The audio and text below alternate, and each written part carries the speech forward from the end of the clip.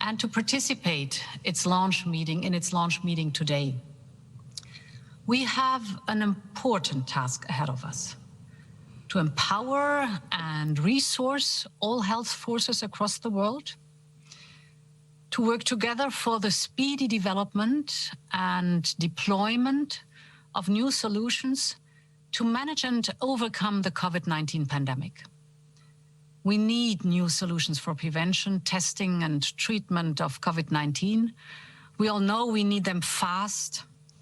We need them for all those in need, anywhere. And we need them on affordable conditions. And this is the mission and the spirit of the ACT Accelerator.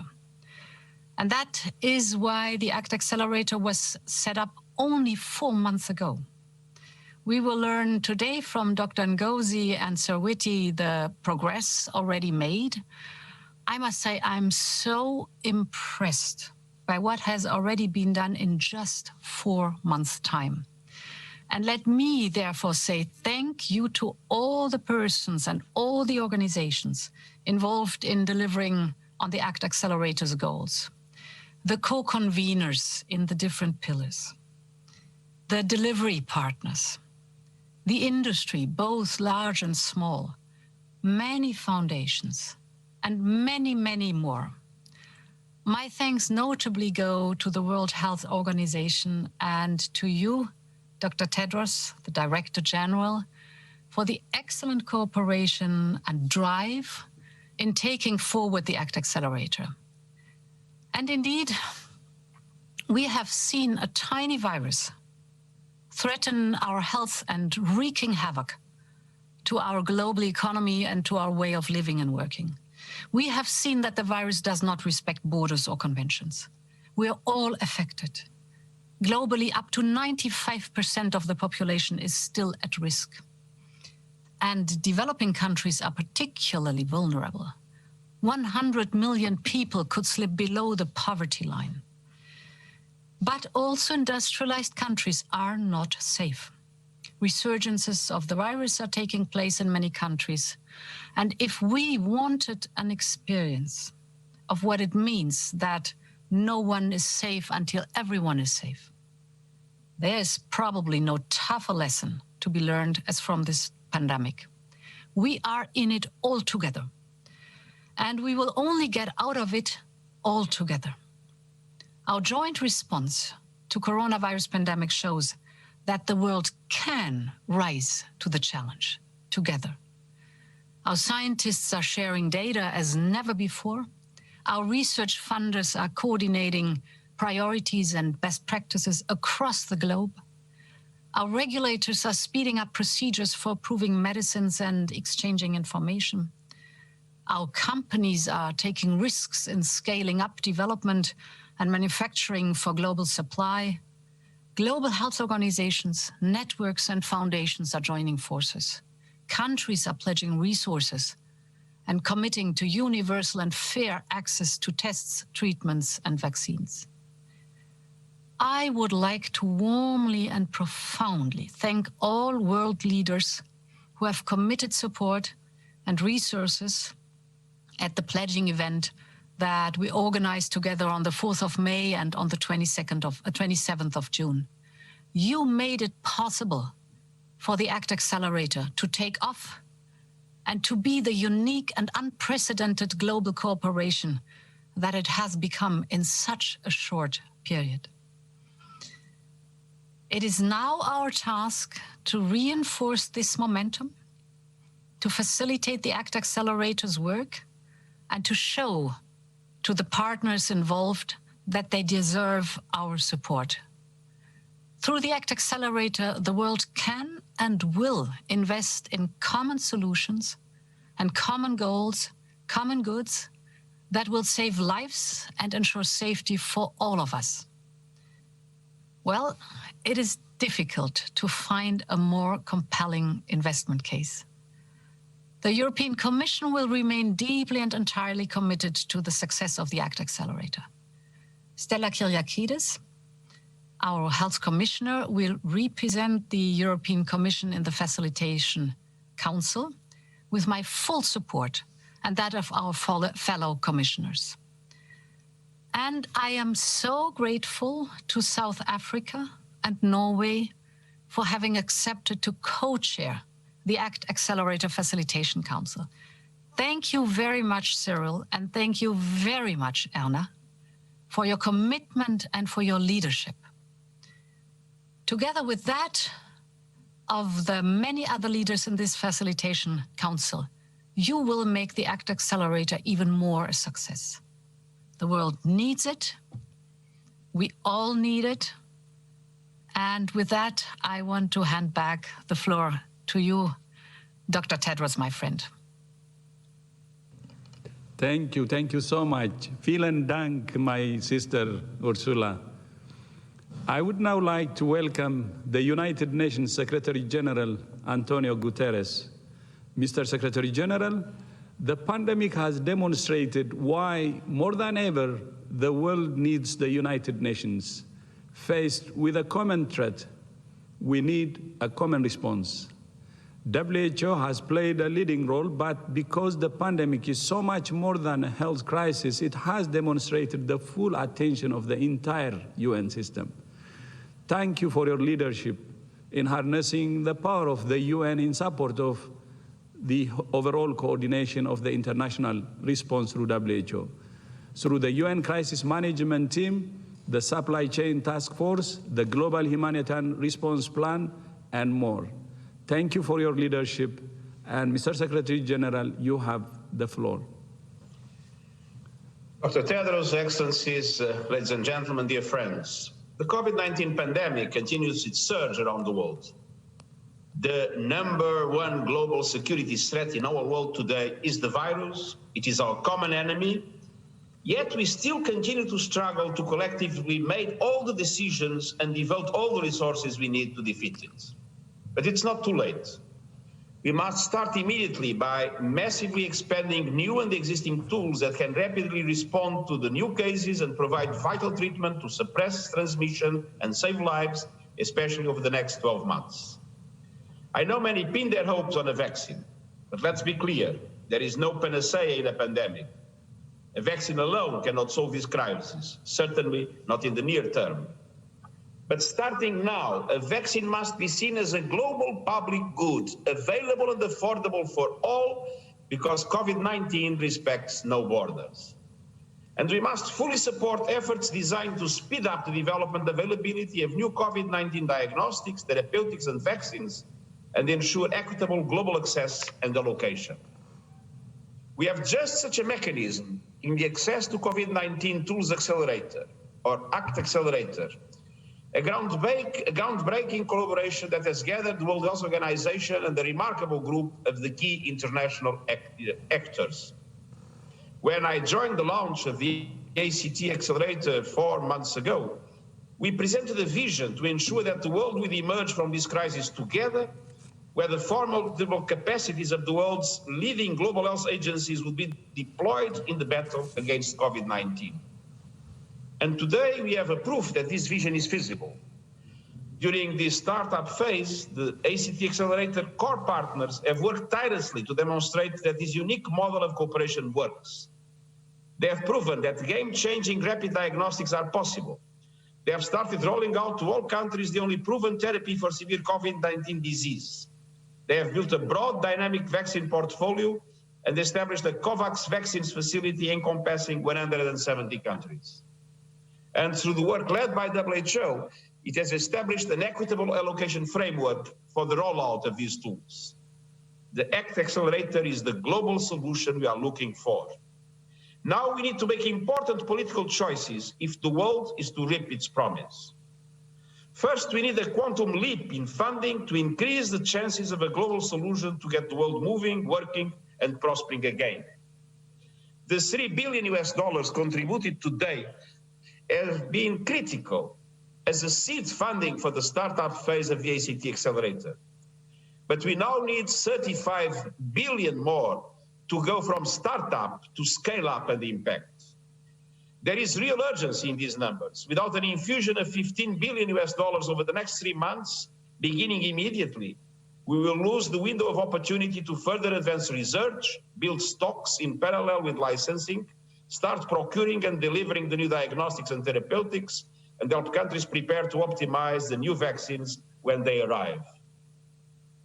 I call on this Facilitation Council to look closely at the progress to date and the strong economic case for the ACT Accelerator, and commit to addressing the financing and equitable distribution of what will initially be very scarce tools. And allow me to say something out of this prepared intervention. We will never find this money in traditional humanitarian and ODA budgets. Donors must go deep into the exceptional funds that they have approved to address the COVID in all its dimensions. Without this exceptional mobilization of resources, the amounts I mentioned will never be reached, and it is essential that they are reached.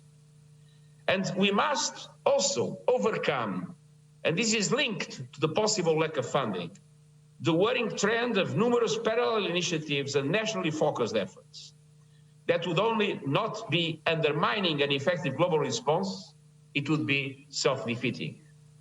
It is in the best interest of all countries to ensure equitable access to new vaccines. As it was already said, no one and no country will be safe until everybody will be safe. That is how we maximize our chances to stop this pandemic as rapidly as possible. Third, we need greater trust. For any vaccine to work, the majority of men, women, and children across the globe need to be willing to accept it. Yet mistrust in vaccines is on the rise around the world. We have seen alarming reports of large segments of the population in some countries indicating their reluctance or even refusal to take a COVID-19 vaccine. This is fueling vaccine hesitancy and igniting wild conspiracy theories. To address public concerns, the United Nations is addressing these as part of our verified initiative by delivering science-based information on the COVID-19 vaccines in human terms. Together with WHO, Gavi, the Global Fund, and other global health agencies, we will work with major social media platforms to halt deadly misinformation. And we will reach out to media partners, civil society, and other influencers to deliver content that builds confidence in the safety and effectiveness of a future COVID-19 vaccine. Dear friends, our global interconnectedness requires global solutions. Either we stand together or we will be doomed and fall apart. We need unity and solidarity like never before, and I thank you. Thank you so much, my brother Secretary General. I know what time you woke up today to be with us, and thank you so much for your leadership, for your commitment to be with us and to finding a global solution to the COVID-19 crisis, and for adding your voice to the important launch to the next scale-up phase of the ACT Accelerator. Again, thank you so much for your leadership. It's now my honor to introduce Norway and South Africa as the co-chairs of the Facilitation Council. These two countries will be critical to leading and guiding the work of the Council and the ACT Accelerator. We're honored to have at this inaugural meeting His Excellency, the President of South Africa, Cyril Ramaphosa, and Her Excellency, the Prime Minister of Norway, Erna Solberg. I would like to invite each one of them to say a few words in acceptance of this important role that they have taken on with such energy.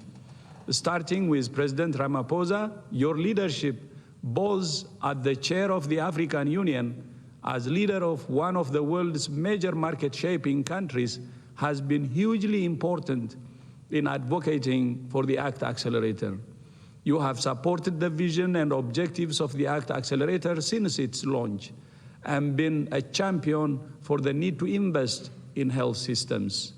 Thank you for your commitment to champion the ACT Accelerator to ensure that in deploying these life-saving tools, no one is left behind.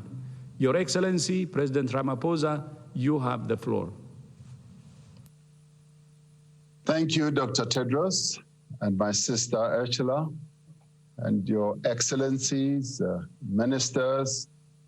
It's a privilege to address this inaugural meeting of the Facilitation Council of the ACT Accelerator.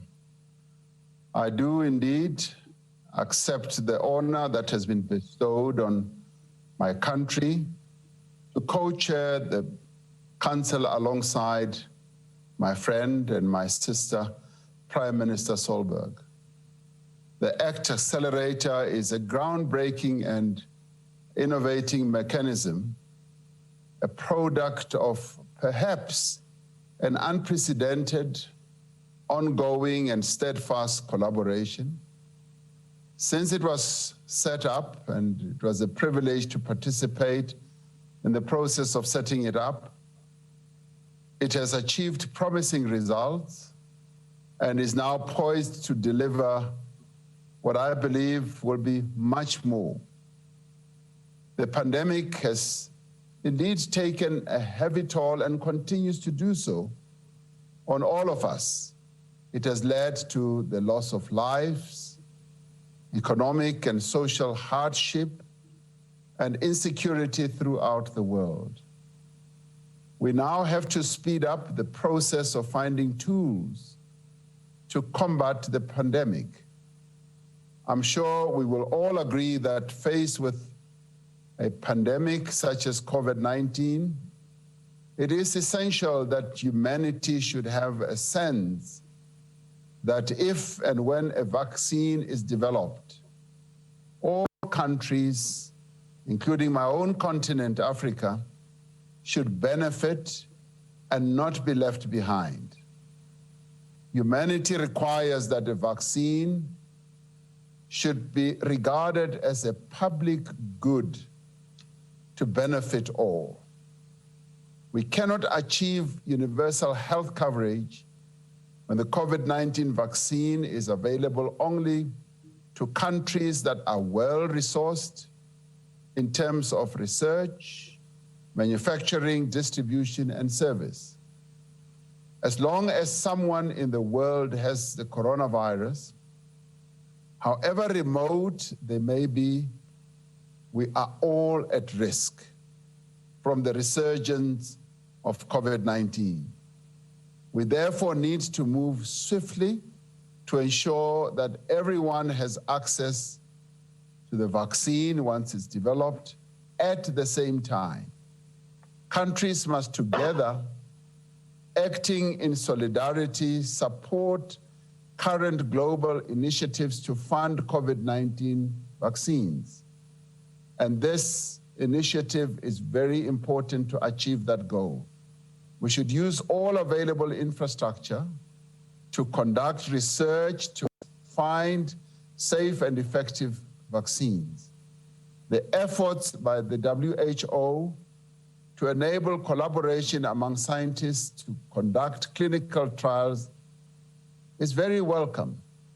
We all need to support these global efforts because they are likely to massify the availability of vaccines that are in the end appropriate for specific locations and populations. We must also not forget to incentivize vaccine development, especially for pharmaceutical companies. They may be concerned that if they embark on this very expensive process, it may not be profitable.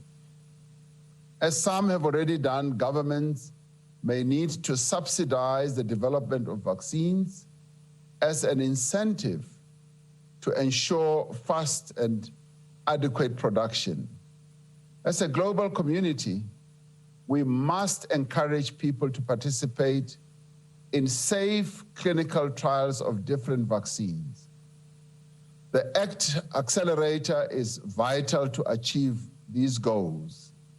It offers us the requisite tools at the speed and the scale that is needed, but also an equitable mechanism to distribute them.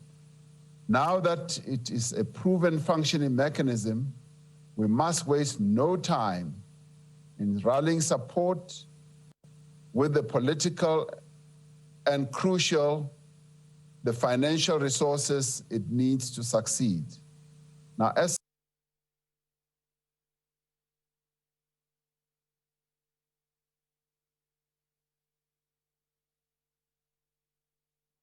We apologise. We've just lost that link there. We're now going to end for now. My colleague Arabile Gumede will be giving you news at the top of the news. Do take care.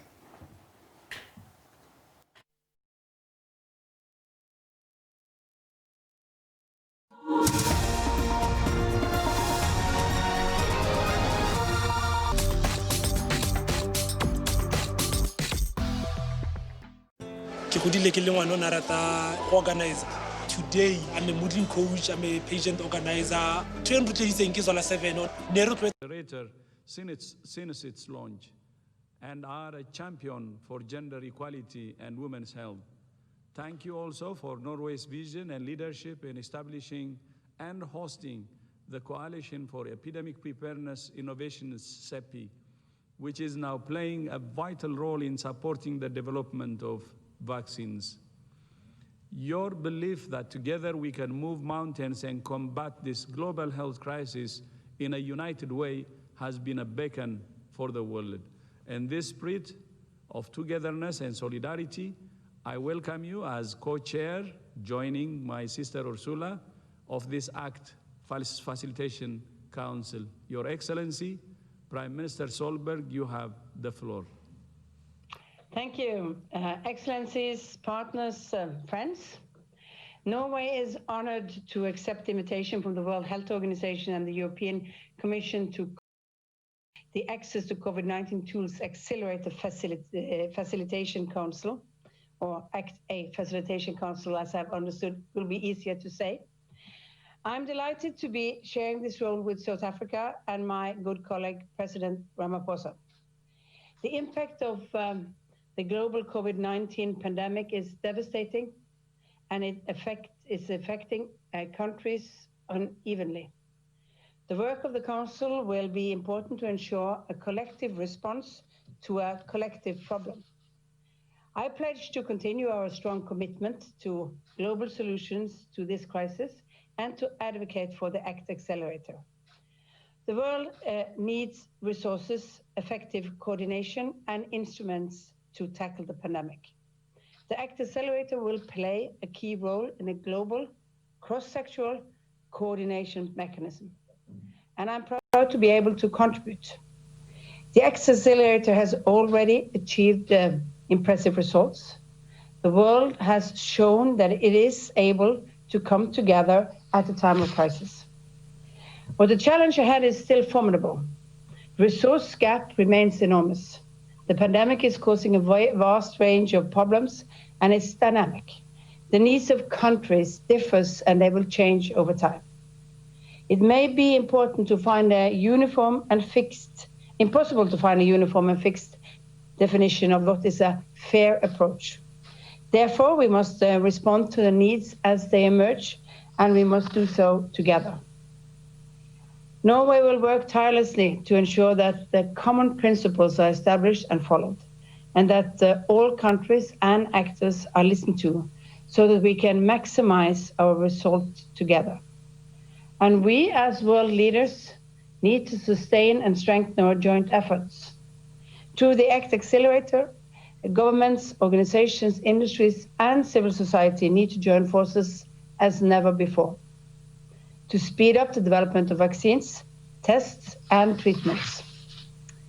But just as important, we must ensure that the products of international science and industry are affordable and made available to those who need them the most, in line with the principle of leaving no one behind.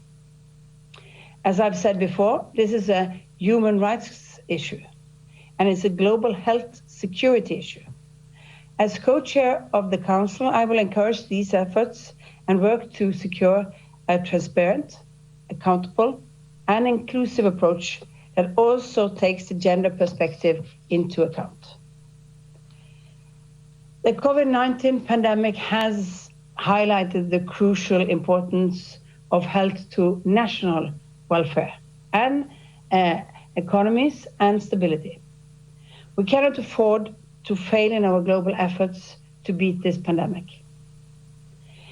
These efforts will also be an important step towards ensuring better global preparedness and response to future pandemics. and no one is safe until everyone is safe. And we have no time to lose in the fight against COVID-19. And we must fight this fight together. It's in all of us' interest. And for the remainder of today's meeting, I'm a Minister of, Norway will be represented by my Minister of International Development, Dag Inge Ulstein. But I would like to thank you again for the confidence that you have shown in Norway, and I hope that we can also deliver on your expectations. Tack ska du ha, Your Excellency. Tack så mycket. And we're delighted to have two strong co-chairs to lead the work of the ACT Accelerator Facilitation Council. We're also honored to have here with us today His Excellency President Kagame of Rwanda and also the chair of NEPAD to make opening remarks to inaugurate the first council meeting. Your Excellency, you too have supported the vision and objectives of the ACT Accelerator since its launch. And alongside President Ramaphosa, you have been at the forefront of leading Africa's response to COVID-19. You have previously said that we live in a time of unprecedented political opportunity to anchor the tremendous global public health gains of past generations in national health systems that are both sustainably financed and people-centered. That statement rings true now more than ever. Your Excellency, President Kagame, welcome, and you have the floor. Excellencies, dear leaders, fellow council members, distinguished ladies and gentlemen, I would like to join you and emphasize the message of the leaders who spoke before me and the message of President Ramaphosa on behalf of Africa and the NEPAD on the importance of the access to COVID-19 tools accelerator for our continent. This is certainly one of the most important international initiatives underway in the world today and perhaps ever. I would like to commend the World Health Organization and the European Commission, along with each of the distinguished organizations supporting the various pillars. Each of the pillars is crucial, but the vaccine pillar holds the most promise for getting our economies and our citizens back to work. By pooling risk through this innovative model, we can ensure that vaccine distribution is fair and equitable. This will in turn support the resumption of economic activity, which benefits us all. We will also be able to ensure that vaccines and other tools are directed where they are needed most. Some countries are at greater risk than others, and some populations within countries require special attention. It is important to prioritize the hotspots. Allow me to conclude with a word from our experience in Rwanda and Africa in dealing with other health challenges. The difference between success and failure lies in building a robust public health infrastructure that can confront any health issue in a sustainable manner. Solid health systems combined with transformational partnerships such as this accelerator are absolutely critical. Rwanda is committed to partnering with the other council members and stakeholders to make this venture into the success that it needs to be. I thank you all.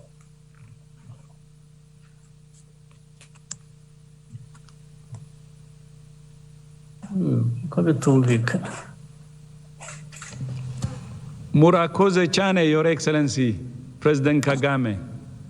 Thank you. Excellencies, distinguished guests, dear colleagues and friends, The speed at which vaccines, diagnostics, and therapeutics have been developed for COVID-19 is nothing short of astonishing.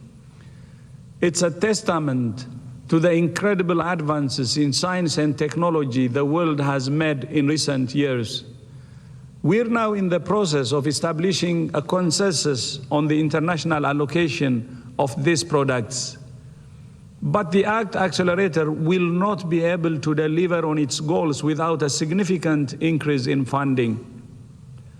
As has been said by Secretary General Antonio Gutierrez, the $2.7 billion it has received to date has been generous and has enabled the robust startup phase. But this is less than 10% of the overall needs. At the same time, bilateral vaccine deals and vaccine nationalism could compromise equitable access and hold up progress for all countries in bringing the COVID-19 pandemic to an end. In the face of these challenges, the case for a united global effort is even stronger than when the ACT Accelerator was launched. Between now and the end of the year, we have a limited window of opportunity to scale up the ACT Accelerator and fully enable the equitable allocation framework. Currently, the ACT Accelerator is supporting research into promising vaccines, therapeutics, and diagnostics. But we need to rapidly scale up our clinical trials, manufacturing, licensing, and regulation capacity so that these products can get to people and start saving lives. The Facilitation Council is critical to ensuring global leadership and advocacy for the ACT Accelerator. We're relying on you to provide high-level advice for implementing the pillars of the ACT Accelerator and for guiding us toward these fruitful interactions with our principals and partners. We face a monumental challenge. Your political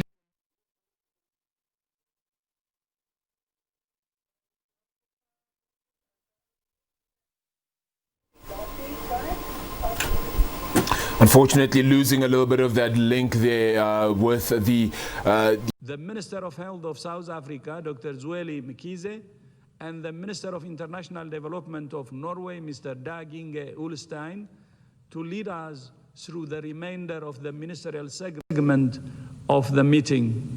Jude, back to you.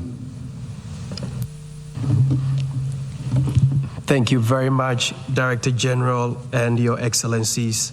As indicated earlier, we would now end the live streaming of this meeting as we move into the second part, which is the Ministerial Segment.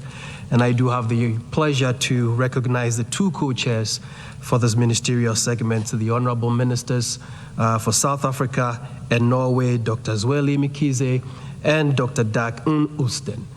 May I now kindly give the floor to Dr. Mkhize to lead us through this particular agenda.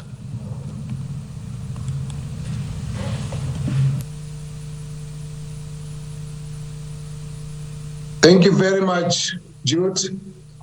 Excellencies,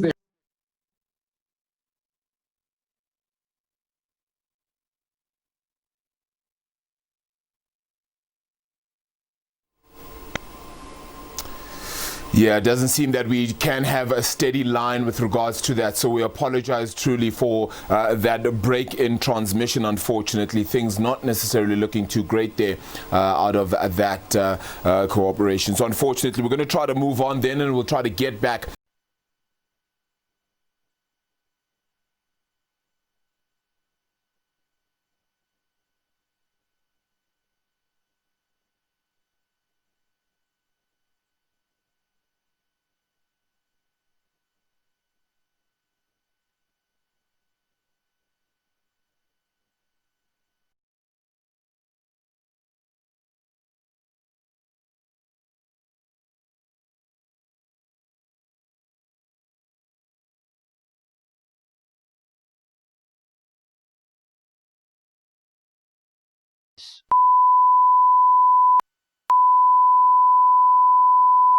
This is the primary audio circuit for the Reuters live service.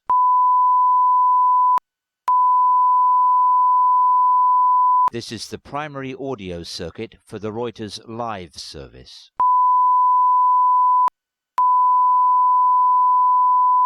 This is the primary audio